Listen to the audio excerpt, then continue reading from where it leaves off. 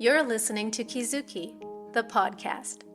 I'm Mae Yoshikawa, and I define the Japanese concept of kizuki as the following. Kizuki 1. A moment of epiphany, an aha of realization or insight which opens the knower to a new dimension of truth that was formerly unknown. 2. Steps in an incremental growth of awareness, resulting in a movement from ignorance to greater awareness of the bigger picture. A kind of knowing that cannot be undone, that cannot be unrealized. As a longtime yoga and meditation practitioner, a world traveler, and curious self-explorer, I'm obsessed with kizukis.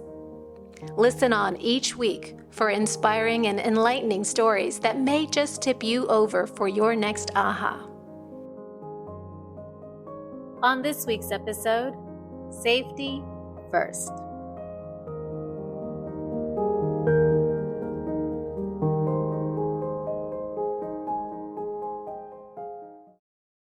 Today's episode is about relationships, trust, and a sense of safety as we navigate the various human relationships in our lives. I want to open by summarizing something I read in Catherine Woodward Thomas, a licensed marriage and family therapist book. In it, she describes how our earliest experiences with our caregivers shape what trust looks like in our relationships. And that's because as newborns, we are completely at the mercy of others. We need them to survive, whether it's to change our diapers, to feed us, to keep us warm and safe. How our primary caregivers respond to our needs as infants determines whether the world feels safe or unpredictable, loving or dangerous. She calls the experience that a newborn has with their caregivers our initiation into the world of relationships. When I first came across this idea, oh my God, it hit me like a gut punch kizuki. No shit, I was going to have trust issues in my relationships. Maybe I had never been able to fully trust my parents. And that's not me trying to blame them for anything, but that's me recognizing that being the fourth child in a family where my parents had their first child when they were 20 and 21, basically children themselves, I think it's just a fact to say that I didn't quite get the loving attention and presence that I always needed or wanted as a child. So, with such a shadow aspect in my history and upbringing, if I can call it that, as long as it's unrevealed and not understood, not healed, of course I was going to have difficulty learning to trust the most intimate and important relationships in my life. Because how that would play out in my life would be like this. Me thinking I was looking for love and trust in relationships, but actually scanning for safety. On another note, recently I came across the work of Dr. Morgan Anderson, a relationship expert who teaches about attachment theory. There are 3 core types of attachment. Anxious attachment, where love feels like a high-stakes game of, will you leave me or will you come back? How long will you stay? And hinged upon that, a likely sense of it being my fault if the other person leaves.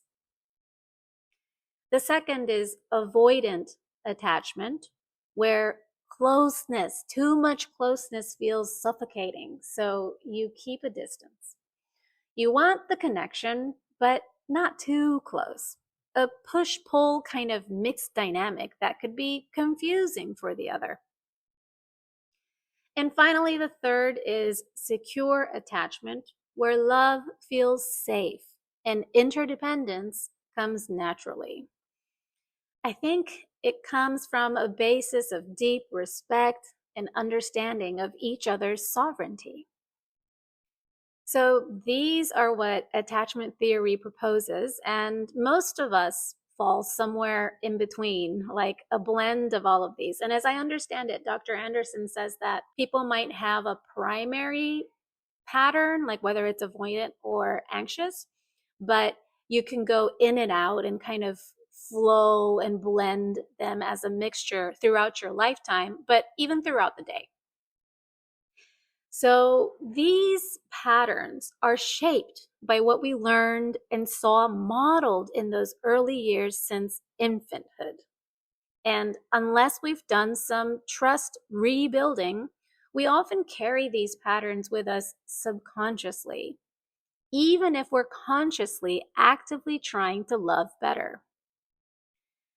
Might I just add in here that the conscious brain is commonly said to be roughly 5% or less, while the subconscious takes up the rest of the 95% of the brain? Shocking, right? And we're like so hyper focused on the 5% or less. All that to say, we all need a basis of trust in relationship, not just interrelationally with the other person, but first as a visceral sense in ourselves, in our bodies, and in the foundational understanding, the knowing that love can feel safe and you don't need to keep doubting that. The problem is, many of us, like that story I just shared, started on the wrong foot pretty much. So we have some trust rebuilding before diving into relationship or hoping to keep that relationship for life, as in a marriage. Attachment, I have to reiterate, it's not just a style, something you wear. It's a nervous system adaptation to early conditions. In that sense, it's totally legit and it serves a purpose. The body keeps score, not just of trauma, but who felt safe and in what conditions and what kind of relationship dynamics felt familiar as you were growing up. And it's like embedded in your nervous system because as a child, as an infant, it's being absorbed into your subconscious, meaning it's largely pre-verbal. In other words, fast forward a few decades as an adult, you might think he's safe and good for you, but your body might brace for the fall if you have anxious attachment or like fear of abandonment. Or worse, you might think that he's a risk and pull away when it's someone who's offering true companionship and respectful love, because your nervous system senses that that kind of mature love is, unfamiliar. I've never seen that before growing up. And in doing so, you could end up totally self-sabotaging a potentially beautiful relationship, all because your subconscious was more familiar with and therefore habituated toward mistrust. Ouch. Or should I say, shit. Now, I'm talking about romantic relationships because it's so easy to see these patterns play out in that area. But trust issues, nervous system responses, and scanning for safety, it shows up everywhere. That's why I'm like so fascinated with this. So here are some of the questions I've been asking myself. I'm going to share them with you and see if you can kind of take a step back And maybe for some of them, it might ring a bell, and you might even think of certain people in your life or certain relationship dynamics where something similar could have been playing out for you. When did I learn to shrink or stay small so I wouldn't outshine someone else? When did I start performing, being the good girl, people pleasing, morphing myself to match what I thought someone else needed or to feel safe? When did I become hyper alert, scanning other people's moods because I didn't know which version of my caregiver I was going to get that day as a child? Maybe your caretaker was a drunk. Maybe they were kind, but often unavailable. How do those land for you? Because my point is, I think there's a shared thread here between all of us. Because any way you cut it, you learn to read the room fast. You learn to scam before you spoke, and certainly before you gave your heart. You learned to adapt. And now, these same responses echo forward.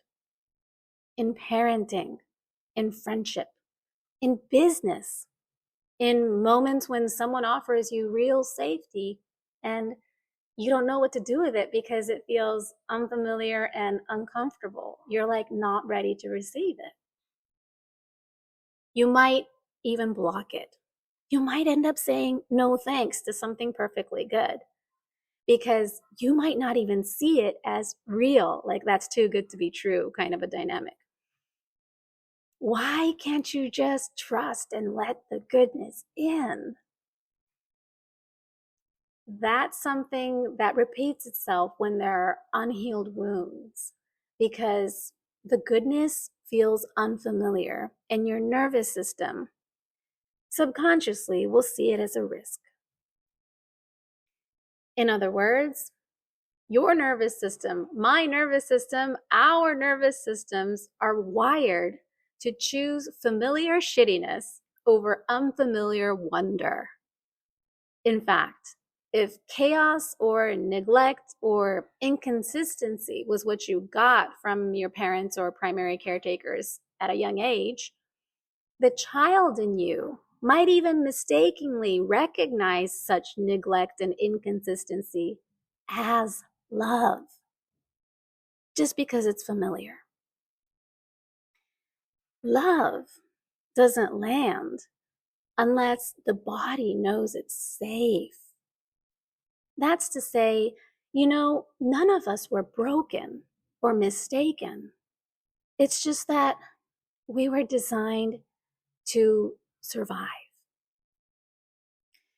So, I'll leave you with this question today. Where in your life are you asking for love, but testing for safety? Let that sink in for a bit.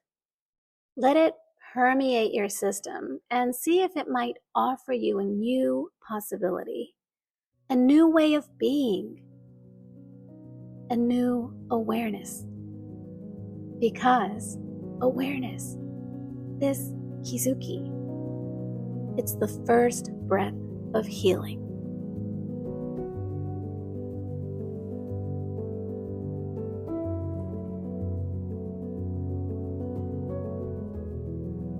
Thank you for listening.